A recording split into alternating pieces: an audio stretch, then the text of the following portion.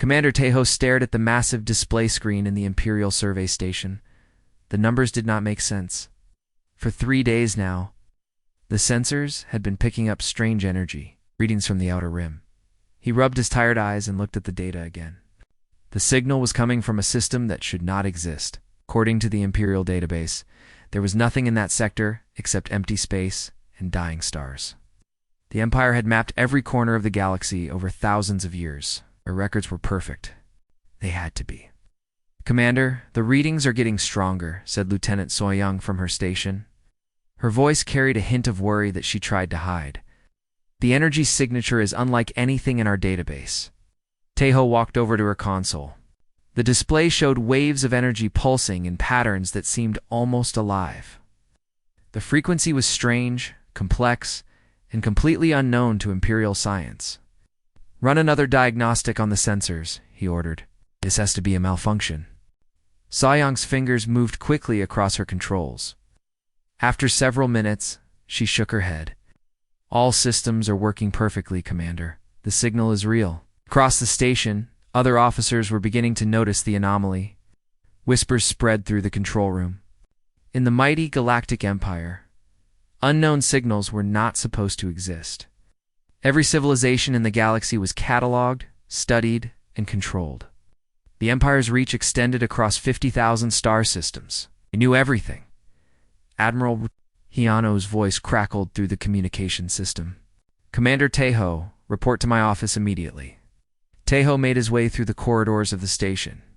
The Imperial Survey Station was a massive structure, home to 10,000 personnel whose job was to monitor the galaxy for any signs of new civilizations or threats. In his 15 years of service, Tejo had never encountered anything that was not already in the Imperial records. Admiral Hyanwu was standing before a holographic map of the galaxy when Tejo entered. The Admiral was a stern man with gray hair and scars from the old expansion wars. He had personally overseen the conquest of 12 star systems. "Tell me about this signal," the Admiral said without turning around. "Sir, we detected an unknown energy signature 3 days ago. The source appears to be a system in the Outer Rim, coordinates 247, 8 by 891.2.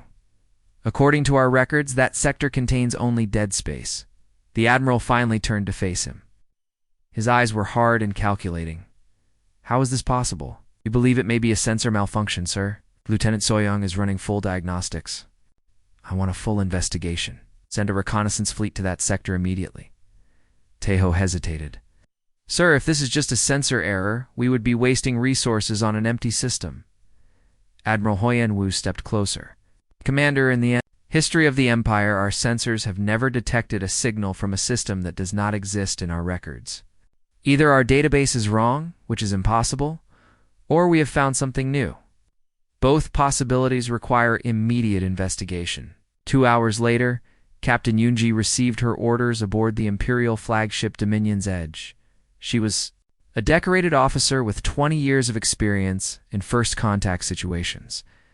Her fleet consisted of 12 ships, including destroyers, cruisers, and support vessels. It was standard protocol for investigating unknown signals.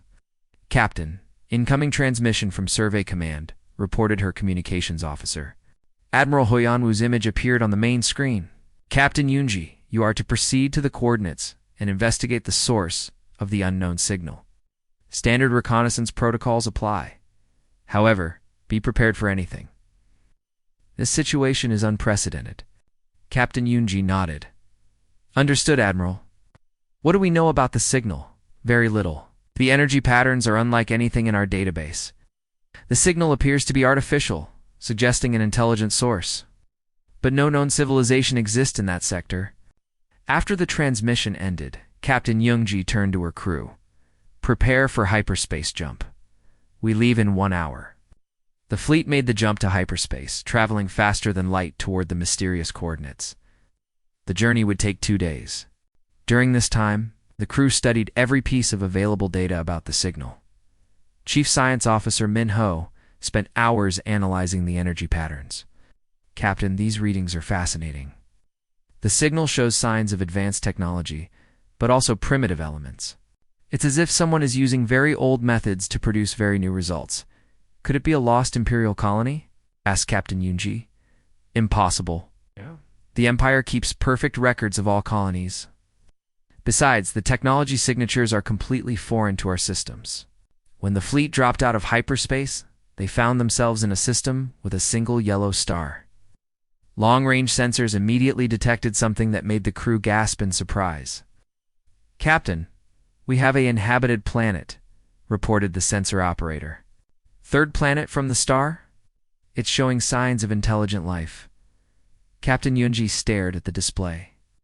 The planet was beautiful, with blue oceans and green continents. White clouds swirled in the atmosphere. It looked like a perfect world for supporting life. "How is this possible?" she whispered. "There should be nothing here. Captain, I'm detecting electromagnetic signals from the planet's surface. Radio waves, television broadcasts, and primitive communication networks. The inhabitants appear to be in the early stages of technological development." "What stage exactly?" "Roughly equivalent to our pre-contact era. They have nuclear technology, but no faster than light travel. They should pose no threat to Imperial forces." Captain Yunji ordered the fleet to take position in high orbit around the planet. Standard protocol required them to study the inhabitants before making contact. The Empire had dealt with thousands of primitive civilizations over the centuries. The process was always the same. Demonstrate overwhelming superior technology. Demand submission, and integrate the new species into the Empire as subjects. "Begin deep scans of the planet," she ordered. "I want to know everything about these beings before we make contact." The scans revealed a world divided into many different nations and cultures. The inhabitants called themselves humans and their planet Earth. They fought wars among themselves, but also showed remarkable cooperation when facing common challenges. "Interesting," noted Chief Science Officer Minho. "They seem to be a young species, but their technology is advancing rapidly. They've gone from basic tools to nuclear weapons in just a few thousand years. That's unusually fast," Captain Yunji observed. "Most species take much longer to develop advanced technology. Captain. Their communication networks are incredibly complex for such a primitive civilization. Managed to create a global information system using electromagnetic signals." Captain Yunji studied the data. These humans were more advanced than they first appeared, but they were still centuries behind Imperial technology. They would be easy to conquer. "Prepare the standard first contact protocols," she ordered. "We'll give them the usual demonstration of our power, then demand their surrender. This should be routine." But as the Imperial fleet prepared to make contact with Earth, none of them realized they were about to encounter something that would change the course of galactic history forever. The humans below were indeed primitive by Imperial standards, but they possessed something that no other species in the galaxy had ever demonstrated. They had the ability to turn the impossible into the inevitable. Captain Yunji stood on the bridge of the Dominion's edge, watching the blue planet slowly rotate below them. The Imperial fleet hung in perfect formation above Earth, their massive ships casting shadows across the continents. She had done this. Same routine hundreds of times with other primitive worlds. "Begin the intimidation display," she ordered. The 12 Imperial ships arranged themselves in a threatening formation. Their weapon systems powered up, creating brilliant displays of energy that could be seen from the planet's surface. The ships were enormous, each one larger than the biggest cities on the world below. "Lieutenant." Sawyung monitored the communication channels from the planet. "Captain, they're responding to our presence. Radio chatter is increasing dramatically across all their networks." "What are they saying?" Captain Yunji asked. "They're confused and frightened. Multiple languages, but the same message everywhere. They're asking what we are and where we came from." The Imperial fleet had expected this reaction. Fear was the first step in any successful conquest. Primitive species always panicked when they first saw Imperial ships. "Made the surrender process much easier. Prepare the standard surrender ultimatum," Captain Yunji commanded. "Send it on all frequencies in their most common languages." The message was simple and had been used successfully across the galaxy for thousands of years. It demanded immediate and unconditional surrender. Promised protection under Imperial rule. It's warned of complete destruction if they refused. Lieutenant Soyoung sent the message to Earth. The Imperial fleet waited for the usual response. Most primitive civilizations surrendered within hours of receiving the ultimatum. The smart ones surrendered within minutes. But something strange happened. Instead of panic and immediate surrender, the humans began to organize. "Captain, their communication patterns are changing," Young reported. "They're not just talking to each other anymore. They're coordinating." Captain Yunji frowned. "Coordinating what?" "Everything. Military forces, governments, scientists. They're sharing information at an incredible rate. Nations that were fighting each other yesterday are now working together." Chief Science Officer Minho looked up from his station. "Captain, this is unusual behavior. Most primitive species either surrender immediately or fragment into smaller groups that fight among themselves. These humans are doing the opposite." The Imperial fleet watched in growing confusion as Earth's response became clear. The humans were not surrendering. They were preparing to fight. "Captain, incoming transmission from the planet's surface," Young announced. "Put it through." The voice that came through the speakers was calm and steady, speaking in broken but understandable Galactic standard. The accent was strange, but the words were clear. "Unknown vessels. This is Earth Defense Command. We have received your message. We do not surrender. We adapt." Captain Yunji stared at the communication panel. In her 20 years of service, no primitive civilization had ever responded like this. They were supposed to be terrified, not defiant. "Send the message again," she ordered. "Make sure they understand the consequences of refusal." The ultimatum was transmitted a second time, with additional warnings about the power of the Imperial fleet. The response came back within minutes. "We understand your message. Our answer remains the same. We do not surrender. We adapt." Hien Wu's image appeared on the main screen.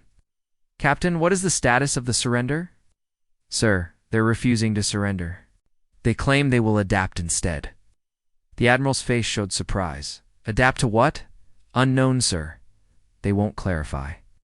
"This is unacceptable. Begin Phase 2 of the Intimidation Protocol. Destroy one of their military installations as a demonstration." Captain Yunji selected a target on the planet's surface. It was a military base in a remote location, far from civilian populations. A single blast from an Imperial ship would vaporize it completely. "Fire a warning shot at the designated target," she ordered. The energy beam lanced down from the fleet, striking the military base and turning it into a crater of molten rock. The demonstration was meant to show the humans the futility of resistance. But the humans' response was not what the Imperial fleet expected. Instead of terror and surrender, the humans began moving faster. Their communication networks exploded. With activity, military forces around the world went to maximum alert. Scientists and engineers started working around the clock on unknown projects. "Captain, they're doing something with the debris from the destroyed base," reported the sensor. "Operator, they're collecting samples and analyzing them. The residual energy signatures from our weapons. They're trying to understand how our technology works." Chief Science Officer Minho looked alarmed.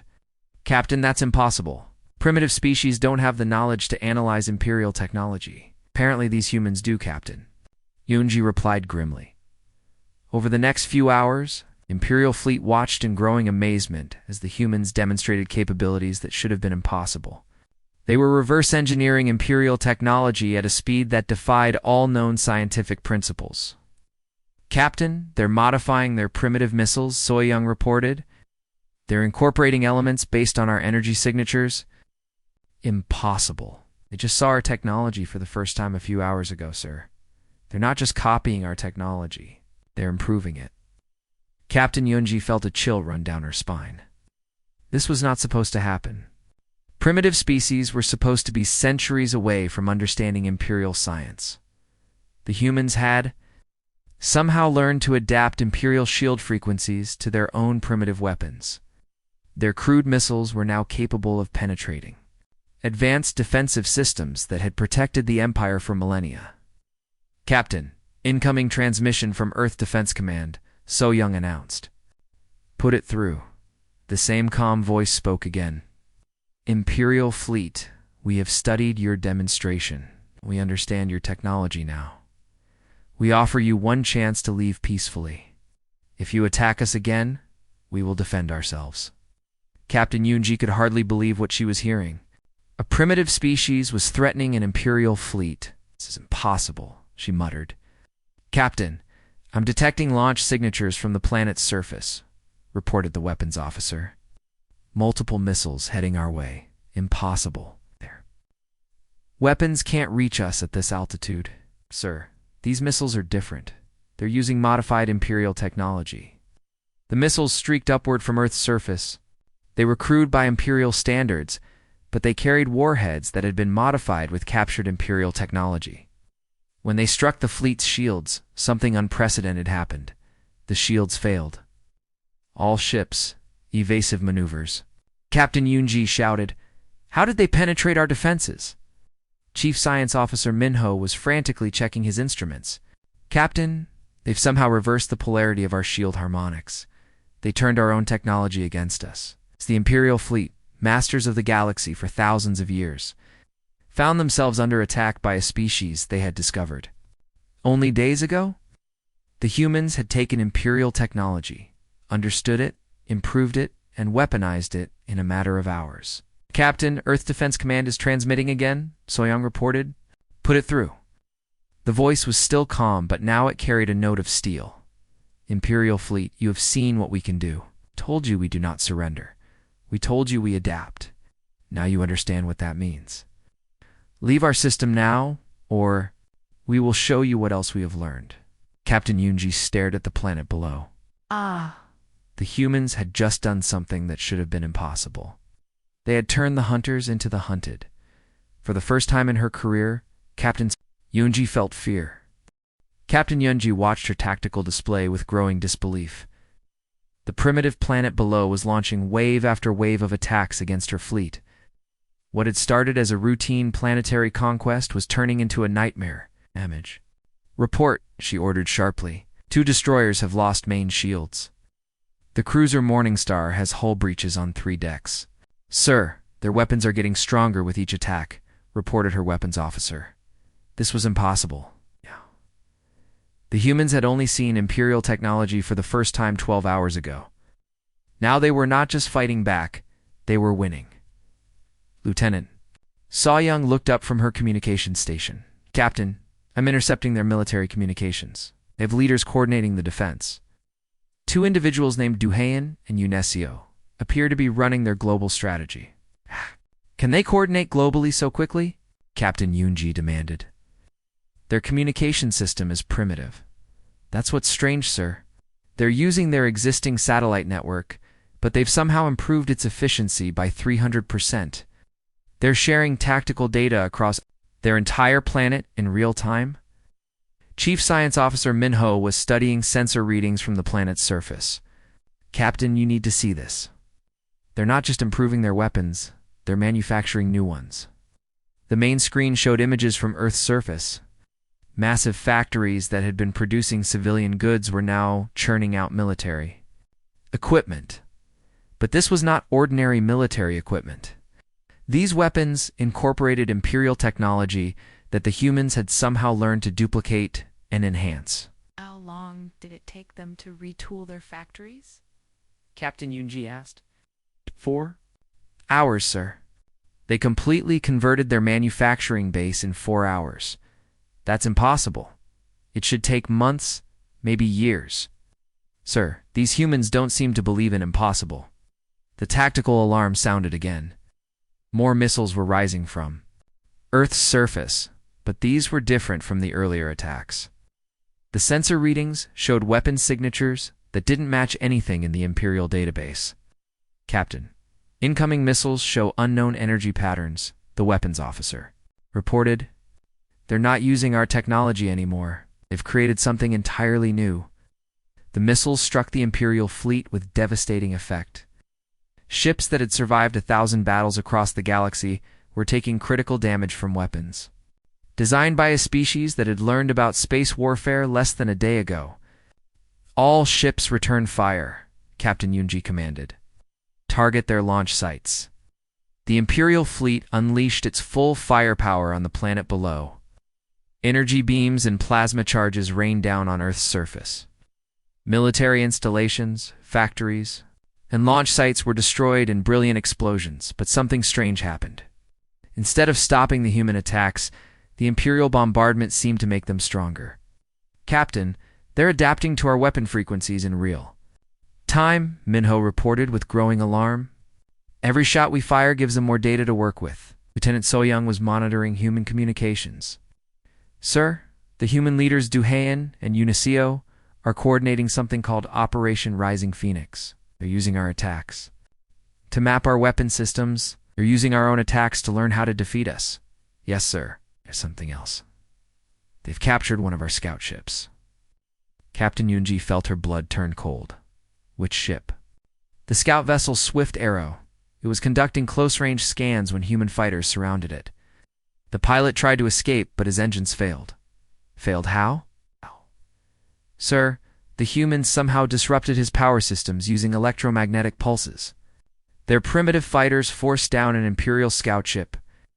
On the main screen, they could see the captured Imperial vessels surrounded by crude human aircraft. The human fighters looked like toys compared to Imperial technology, but they had achieved the impossible." "Captain, the humans are not just studying our scout ship," Minho continued. "They're taking it apart and rebuilding it. How long do we have before they reverse engineer our technology?" "Sir, based on their current progress rate, I estimate 6 hours." 6 hours? Should take them decades to understand our technology. Captain, these humans learn faster than any species we've ever encountered. They don't just copy our technology. They understand the principles behind it and then make it better." The battle continued to rage around Earth's orbit. The Imperial fleet, designed to conquer entire star systems, was being fought to a standstill by a species that still used chemical rockets. Chief Engineer Kijan spoke up from his station. "Captain, I'm detecting unusual energy signatures from the captured scout ship. They're not just studying it. They're making modifications." "What kind of modifications?" "I don't know, sir. Energy patterns are unlike anything in our database." Suddenly, alarms blared throughout the bridge. The captured scout ship was moving, but not in any way an Imperial vessel should move. "Captain, the captured ship is airborne," reported the sensor operator. "But sir, it's not using Imperial propulsion." "What is it using?" "Unknown technology, sir. The humans have somehow combined our systems with their own to create something entirely new." The modified scout ship rose from Earth's surface like nothing anyone had ever seen. It moved with impossible agility, defying the laws of physics that governed Imperial spacecraft design. "Sir, it's heading directly for us," the weapons officer warned. "One small ship against our entire fleet? Destroy it." The Imperial fleet focused their weapons on the approaching vessel. Energy beams and plasma charges filled space around the small ship, but none of them found their target. The human modified scout ship moved like a living thing, dodging between energy beams with precision that seemed almost supernatural. It weaved through the Imperial formation, avoiding every shot fired at it. "How is it moving like that?" Captain Yunji demanded. "Sir, I believe the humans have solved the inertia problem that limits our own maneuverability. Somehow they've created a ship that can change direction without following normal physics." The modified scout ship reached the Imperial flagship and attached itself to the hull. Cutting beams began slicing through the armor plating. "They're boarding us," the security chief reported. "Human soldiers are entering through the breach. Impossible. Humans can't survive in space." "Sir, they're wearing some kind of environmental suits. But these aren't normal spacesuits. They're using our life support technology combined with their own designs." Captain Yunji realized with growing horror that the humans had created superior technology by combining Imperial science with their own innovations. They weren't just copying Imperial technology, they were improving it beyond Imperial capabilities. "Security. Teams to Deck 7, she ordered. "Repel boarders." But even as she gave the command, Captain Yunji knew that her forces were facing something unprecedented. The humans had taken Imperial advantages and turned them into Imperial weaknesses. They had transformed a routine conquest into a fight. For survival, the species that had conquered half the galaxy was learning what it meant to face opponents who refused to accept defeat. On the planet below, more human ships were rising into space. Each one was different, each one incorporating new innovations that the humans had developed during the battle. Captain Yunji stared at Earth and realized the truth that would terrify the Empire. The humans were not just defending themselves. They were evolving, adapting, growing stronger with every passing hour. The hunters had become the hunted, and the prey was learning to bite back. The boarding alarm echoed through the Imperial flagship as human soldiers moved through the corridors. Captain Yunji could hear the sounds of combat getting closer to the bridge. Her security teams were fighting desperately, but they were losing. Captain, the human boarding party has reached Deck 5, reported Security Chief Wanzhou. They're using weapons we've never seen before. Our armor is useless against them. How many humans are there? Only 12, sir? But they're fighting like nothing we've ever encountered. They seem to know exactly where our weak points are.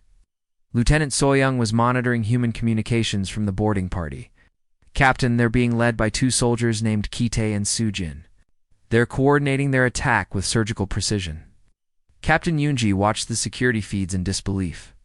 The human soldiers moved through her ship like they had built it themselves. It avoided every trap, bypassed every security system, and neutralized every defensive position with impossible efficiency.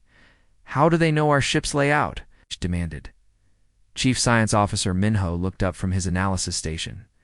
Captain, I believe they downloaded our ship's schematics when they captured the scout vessel. But sir, they're not just following our designs. They're finding flaws in our construction that we didn't even know existed. The human soldiers were using those flaws to move through the ship faster than Imperial forces could respond. They cut through bulkheads at precise stress points, causing entire sections to seal themselves off. They redirected power flows to disable weapon systems. They turned the ship's own systems against its crew. Sir, they've reached the engine room, Wanzhou reported. They're not trying to destroy it, they're modifying it. Modifying how? It's unknown, sir. But our engines are running at 150% efficiency now. It should be impossible without burning out the core. Captain Yunji realized with growing horror that the humans were not just fighting her ship. They were improving it while they conquered it. Admiral Hyanwu's image appeared on the main communication screen. His face showed the strain of commanding a battle that was going terribly wrong. Captain Yunji, what is your status? Sir, we have human boarders who have taken control of most of the ship. But Admiral, they're not destroying our systems. They're making them better. That's impossible. Sir, our engines are now running beyond maximum rated capacity without any signs of stress. Our life support systems are operating at peak efficiency. Even our weapons have been upgraded. Admiral Hyanwu stared at her through the communication link. Are you telling me that the humans are improving our technology while they capture our ships? Yes, sir. And Admiral, it gets worse. They're not just improving individual systems. They're integrating everything to work better together. The battle around Earth had become a disaster for the Imperial fleet. Ship after ship was falling to human attacks that should have been impossible. The cruiser Dawn's Edge had been boarded and captured. The destroyer Steel Fang was limping away with critical damage. The support ship Golden Star had been completely destroyed by a human weapon that nobody understood. Ground Commander Narice's voice crackled over the communication system. Admiral, the planetary assault has failed. We cannot establish any ground positions. Explain, Admiral Hyanwu ordered. Sir, the human ground forces are unlike anything in our combat manuals. They fight with coordination that suggests telepathic communication. They sacrifice individual units to save civilian populations, which makes no tactical sense, but somehow it makes them stronger. How can losing units make them stronger? Sir, every time we force them to make sacrifices, more humans join their forces. Their recruitment rate is actually increasing during combat. The more pressure we apply, the more unified they become. Captain Yunji could hear the sounds of human soldiers getting closer to the bridge. Admiral, I recommend immediate withdrawal. Cannot win this battle. Captain, the Imperial fleet does not retreat from primitive species. Sir, with respect, these humans are not primitive anymore. They've learned everything we know and made it better In less than 24 hours, they've advanced their technology by centuries. The bridge doors exploded inward. Human soldiers in advanced combat suits poured into the command center. Their equipment was a mixture of Imperial technology and human innovations that created something entirely new. The soldier named Kite spoke in perfect Galactic standard. Imperial forces, you will surrender this vessel immediately. Captain Yunji stared at him. How do you speak our language? We learned it from your computers when we captured your scout ship. We also learned about your tactical procedures, your weapon systems, and your military protocols. The soldier named Sujin added, we have improved all of them. That's impossible. You've only had our technology for 1 day? Kite tilted his head slightly. You keep using that word? It's impossible? We do not understand what it means? Admiral. Hyenwoo's image was still on the main screen. The human soldiers noticed it immediately. Admiral Sujin said, addressing him directly, we offer you the same choice we gave your captain. Surrender and leave our system, or we will continue to demonstrate why attacking Earth was a mistake. The Imperial fleet does not surrender to primitives. Kite laughed. We're not primitives anymore. We learned from the best teachers in the galaxy, you. Suddenly, alarms began sounding throughout the fleet. Every Imperial ship was reporting the same impossible situation. They were all being boarded simultaneously by human forces using technology that was better than their own. How are there so many of you? Captain Yunji asked. We work fast, Sujin replied simply. While you were attacking our planet, we were building ships, training soldiers, and improving our weapons. You gave us 24 hours to prepare. That was more than enough. Admiral Hyenwoo watched his fleet being systematically captured or destroyed by opponents who had been primitive savages just 1 day earlier. Ship after ship reported the same story. Human boarding parties were taking control of Imperial vessels and somehow making them better in the process. Sir, the humans are offering safe passage out of their system, reported his communications officer. They say this is their final offer. Admiral Hyenwoo had commanded Imperial fleets for 30 years. He had conquered dozens of worlds and defeated every enemy the Empire had ever faced. But he had never encountered anything like humanity. All ships prepare for hyperspace jump, he ordered. We're leaving this system. Captain Yunji looked at the human soldiers on our bridge. You're letting us go? Kite nodded. We are not conquerors. We are defenders. Leave our system and do not return. What if the Empire sends more ships? Sujin smiled. Then we will teach them the same lesson we taught you. We do not surrender. We adapt, and we learn very, very quickly. As the Imperial fleet prepared to retreat, Captain Yunji realized that humanity had achieved something no other species in galactic history had ever done. They had not just defeated an Imperial fleet, they had made the Empire afraid. The unthinkable had happened. The mighty Galactic Empire was running away from a species they had discovered only 2 days ago, and the humans were letting them go, confident that they could handle whatever the Empire sent next. The news spread across the galaxy like wildfire. The impossible had happened. An Imperial fleet had been defeated by a primitive species that was not even in the Empire's records. Emperor Jaesun stood in the grand hall of the Imperial Palace, staring at the massive holographic display that showed the galaxy's communication networks. Every star system was buzzing with reports about the defeated Earth. The story was growing with each retelling. Summon the High Council immediately, he commanded. Within the hour, the most powerful beings in the galaxy had assembled. Admirals, scientists, politicians, and intelligence officers filled the council chamber. Each one looked shaken by the reports they had received. Intelligence Officer Chan Wu stepped forward. Your Majesty, I have confirmed the reports from Admiral Huan's fleet. They were completely defeated by the humans of Earth. How is this possible? Demanded General Taman.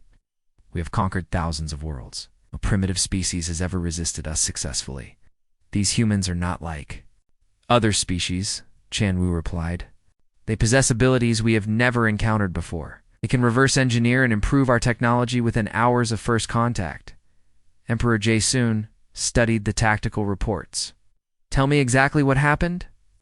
The fleet arrived at Earth expecting routine conquest. Humans refused to surrender and instead began adapting to our technology.